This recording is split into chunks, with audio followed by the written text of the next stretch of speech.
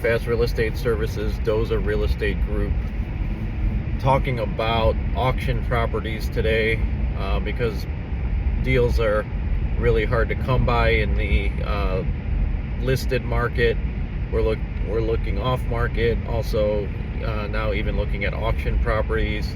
So I'm not an expert on these things, but as I'm looking into, we might be bidding on a property this week, and so wanted to just give you an idea of what we're doing with that. So auction properties, they could be run through the county sheriff's office, and they have an online bidding platform where you have to register and do all of this other stuff.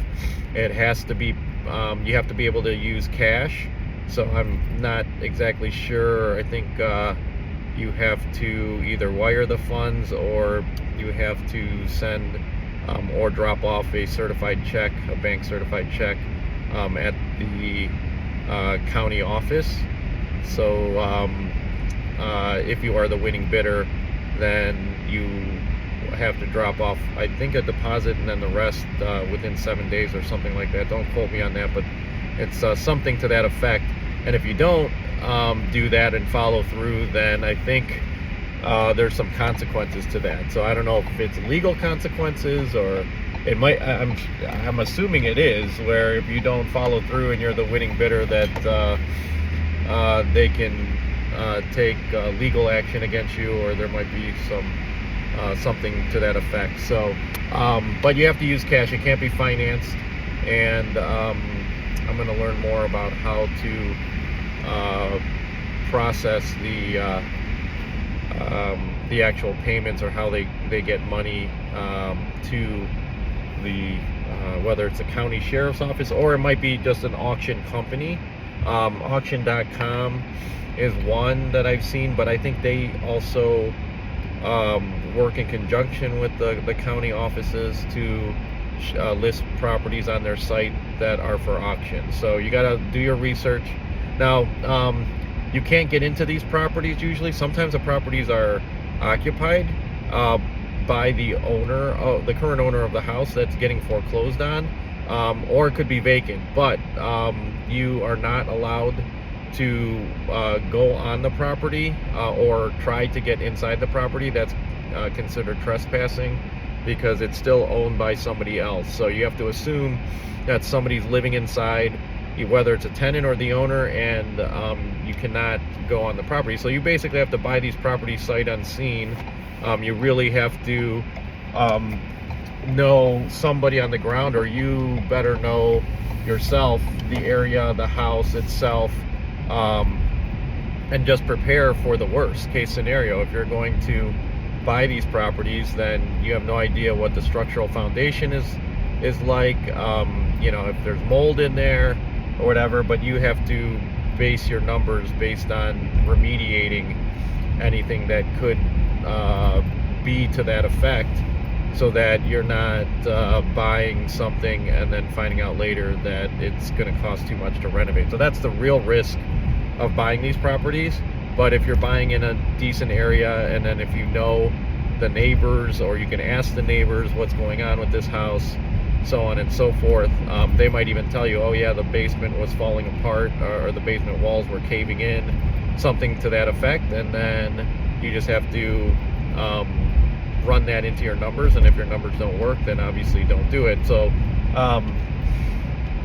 so there's a big risk in buying those properties. That's why I never bought them from the auction. I used to wait till the bank bought them back, and then the bank would secure the property and winterize and clean it up a little bit, and then they would allow agents to show it. Then I could actually see the property.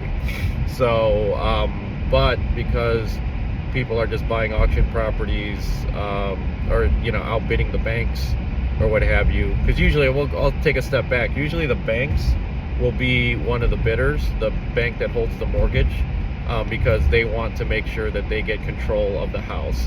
So even though the house might not be, let's say the buyer, or I'm sorry, the owner owes $100K on the house, and the opening bid starts at $25K, bank who's bidding at the auction will bid it up right away to 100,000, or I mean, they might not bid it up right away at 100,000, but they'll keep bidding it up to the amount that they're owed, so that it doesn't sell for less than what is owed on the property. And like I said, they want control of it because they're going to try to sell it back on the market to recoup some of their costs. And then if they don't sell it, then they write it off, which I never understood, because a lot of times if these properties are really distressed, then they're not able to sell it for what they bought it for anyway. So not sure. I mean, I think it's just a control thing. They just want to make sure that they control the asset so that they can try to sell it for what is owed on the property, or recover as much as they can.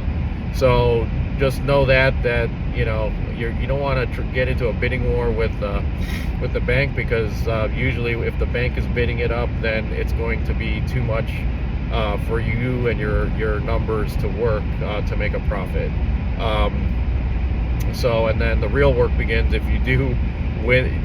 If you are the winning bidder, like I said, you have to drop off or wire a deposit. Sometimes it's a minimum of $10,000, and then you have to send the rest of the money within 7 days or within a few days, something to that effect. So, and then once you get the possession of the property, then if there's a sheriff's deed, that might take a little bit of time to get completed through the sheriff's office. There was one time where we lost a deal because it took months for the sheriff's deed to be drafted and conveyed, and then was given to the title company so that we close on the property, and then the purchase contract expired, so we decided to pull out of that deal because of it. So and that took months, literally like 3 or 4 months. We were wondering why they even listed the property if they didn't have the deed. They thought they were going to get the deed quickly. For whatever reason, they didn't. And then and then we were not able to close that deal because it took so long. We just went on to other deals. So hopefully that gives you a taste into auction properties. Like I said, I'm no expert, and don't quote me on everything. I'm just documenting my experience of what we're going to do this week, and I'll tell you more on another video if we do end up bidding on this property and getting it, what actually happened.